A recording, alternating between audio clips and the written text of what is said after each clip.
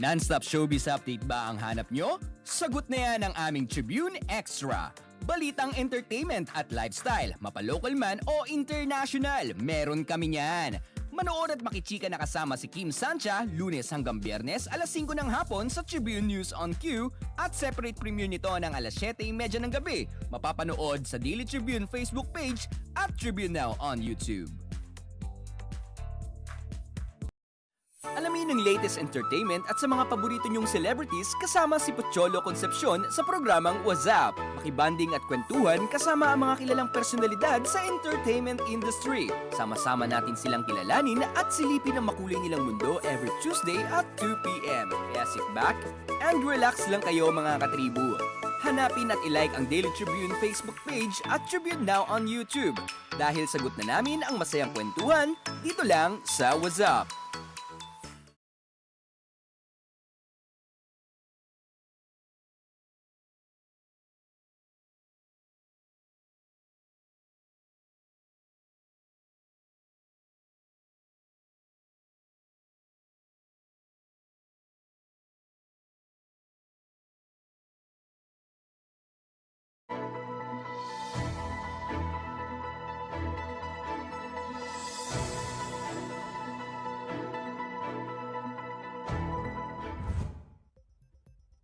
For today's headlines, Rody-Xi talk up. Executive Order 51 addresses endo, Sotto reminded. MMDA ensures motorists' safety during Lent travels. Legarda vows youth programs.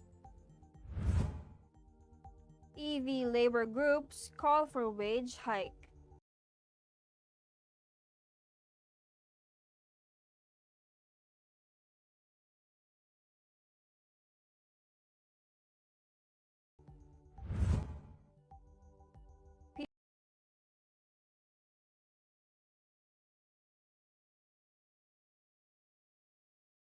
I'm Venice Bautista, and this is Tribune News on Q. Today is April 8th,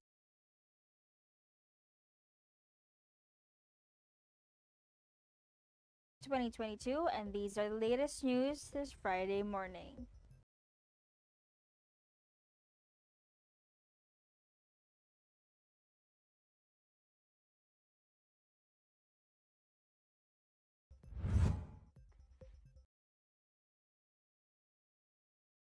If plans do not miscarry, President Rodrigo Duterte can freely talk about the disputed Spratly Islands, as well as fishing rights on contested water since the two nations are not quarreling. But if recent events will be an indication, like the President attending the inauguration of the China-funded Binondo Intramuros Bridge, the tone of the virtual meeting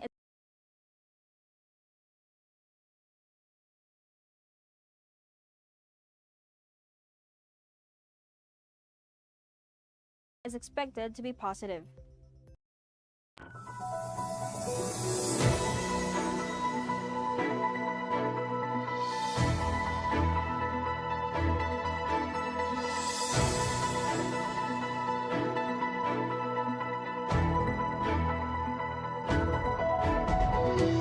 Andana pointed out that the version submitted by Congress unduly broadens the scope and definition of prohibited labor-only contracting, effectively prescribing forms of contractualization that are not particularly unfavorable to employees involved.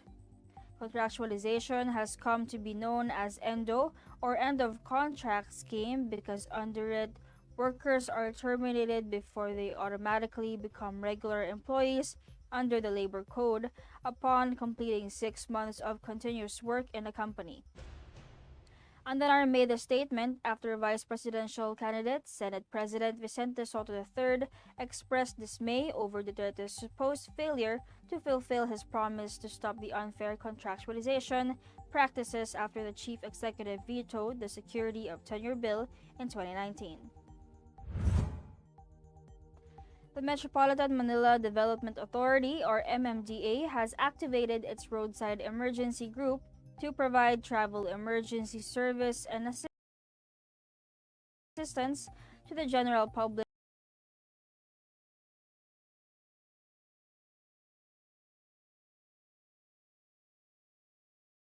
for its Oplan Metro Alalay Semana Santa. The group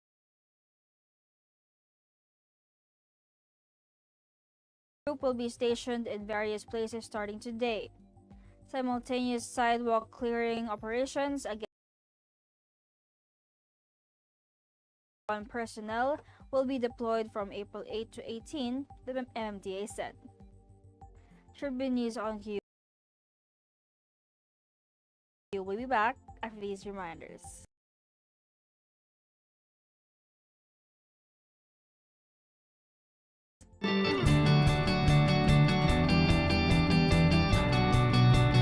Ako po ay kabahagi ng isang alyansa ng mga kandidato ngayong national elections na nananawagan po ng pagkakaisa.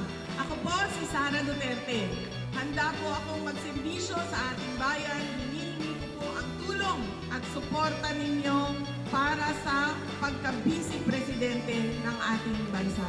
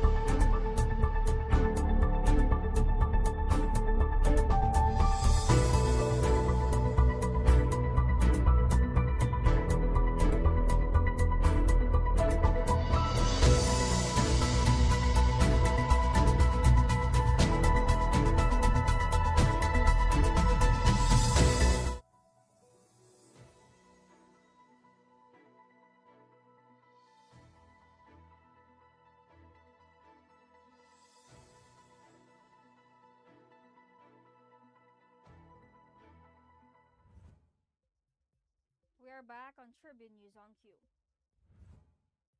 Senatorial candidate Antique Representative Legarda on Thursday vowed to push for programs that would keep children out of the streets, stressing that the future of the nation lies in the hands of the youth. The senatorial candidate noted that each and every child should have a chance to live a decent life and to be able to achieve their full potential as a person and as a citizen of the nation.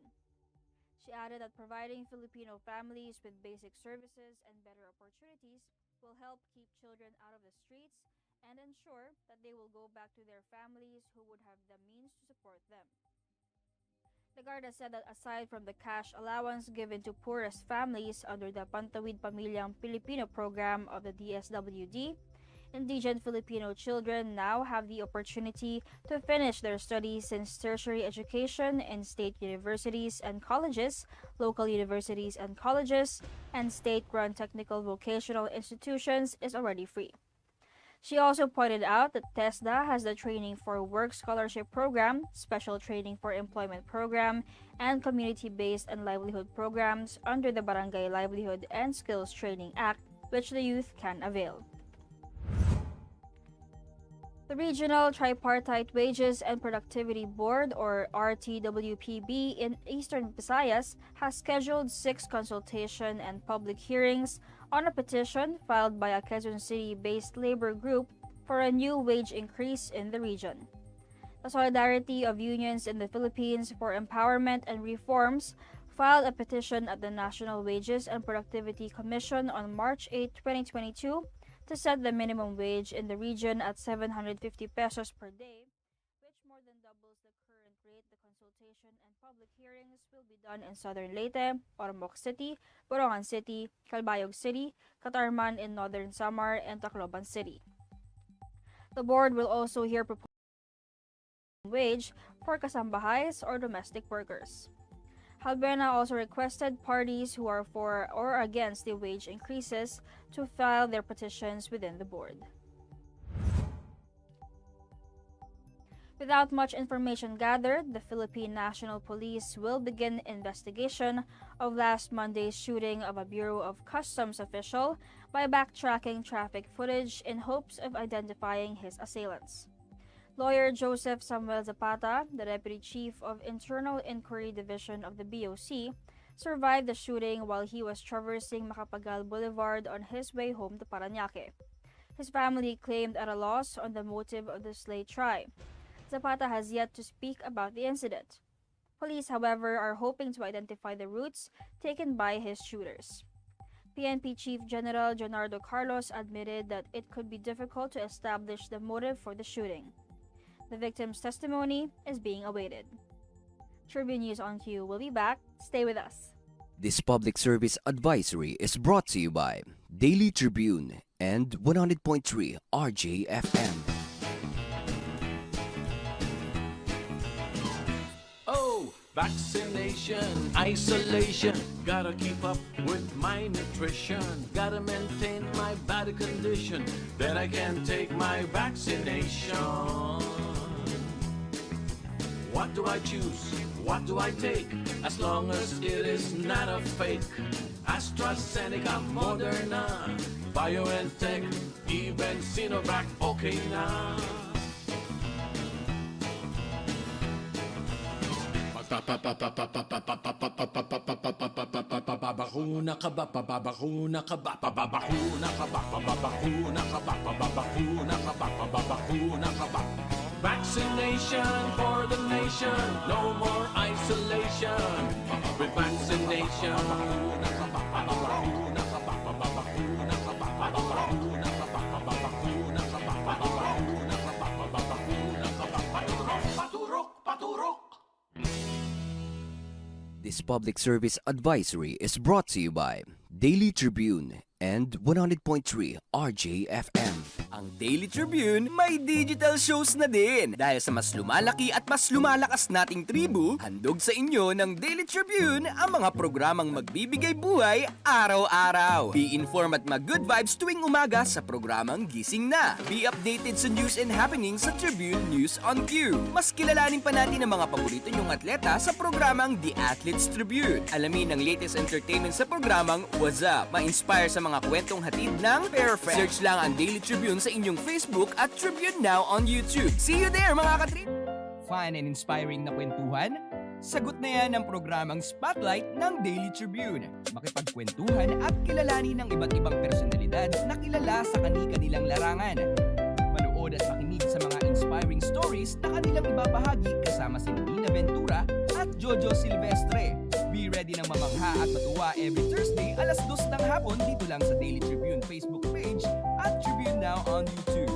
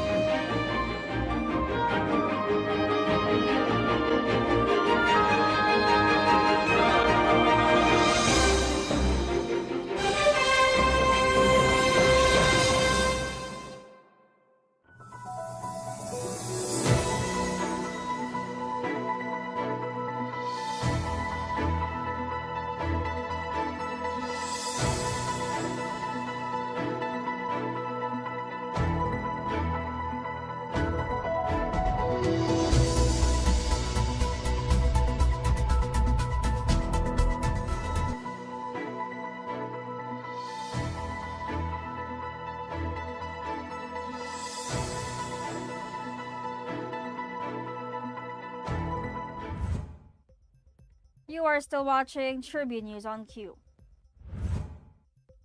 Reigning Southeast Asian Games flyweight champion Rogen Ladon leads the Filipino boxers who will shoot for at least a silver medal in the 2022 Thailand Open International Boxing Tournament on Friday at the luxurious Langsana Laguna Phuket Resort Hotel here. The Asian Games and Asian Championships silver winner Ladon drew a bye to the quarterfinals where he overwhelmed Po Wei-2 of Chinese Taipei 5-0 on Wednesday. He now goes up against the 2021 AIBA World Championships bronze medalist Sang Pet, who narrowly beat world title holder Saken Bibosinov of Kazakhstan through a 3-2 split decision. The SEA Games bronze medalist Bautista first demolished Cheng Wei-Li of Chinese Taipei 5-0, then outclassed Alex Mukuka of New Zealand 4-0 in the quarterfinals. Pasuit, who captured a silver in the SEA Games in Manila almost 3 years ago, squares off against Poonam Rawal of Nepal after battering Zanchi Wai of Singapore 5-0 in the quarters. SEA Games bronze winner Villegas clashes with Nilyada Mikon of Thailand following dominant 5-0 victories over Novita Sinadia of India and fellow Filipino campaigner Mary Sinadjan. Young boxer Bakyadan, for her part, drew a bye to the semis where she tests her mettle against the Bagyabati Kachari of India, who scored a 5-0 win over Pornipa Chitty of Thailand. For world news, Russia is blocking humanitarian access to the besieged port city of Mariupol because it wants to hide evidence of thousands of Filipino people killed there. Ukrainian President Zelensky said, however, that he expressed confidence that Russia would not succeed in concealing all the evidence. Zelensky said that Russia had already attempted to conceal evidence of crimes in the town of Bucha outside of Kiev and several nearby communities where Ukrainian officials have accused Moscow of carrying out widespread killings of civilians. Asked about continuing peace talks with Russia, Zelensky said they will have to take place anyway. Zelensky said it is difficult to stop this war without it, but he added that he had a tough time bringing himself to continue talks with Moscow because they understand who they are dealing with. Meanwhile, a top ally of jailed Kremlin critic Alexei Navalny said that Russian President Vladimir Putin's decision to invade Ukraine was clearly a miscalculation and will shorten his time in office. And that wraps up the stories this morning, but before we go, we would like to thank the following: SM Store, Araneta City, Department of Tourism, MG Motors, Hina Motors, Security Bank, Empire Eastland Holdings Incorporated, and Overseas Community Affairs Council member Alan Lin of Republic of China for their continued support. Again, this is Venice Bautista on Tribune News on Q. Stay safe, stay healthy, and stay at home. Good morning. Catch the latest news on our website, tribune.net.ph. Follow us on Facebook, Twitter, and Instagram. Subscribe to our YouTube channel, Tribune Now. Download the Daily Tribune app on Apple Store for iOS and Google Play for Android to get the latest and most comprehensive news online. Daily Tribune invites you to join its Viber community, Katribu, to get updates on the hottest news on politics, business, sports, lifestyle, and entertainment. Emoticons of the Tribune mascot Tarsito are available on our community Viber.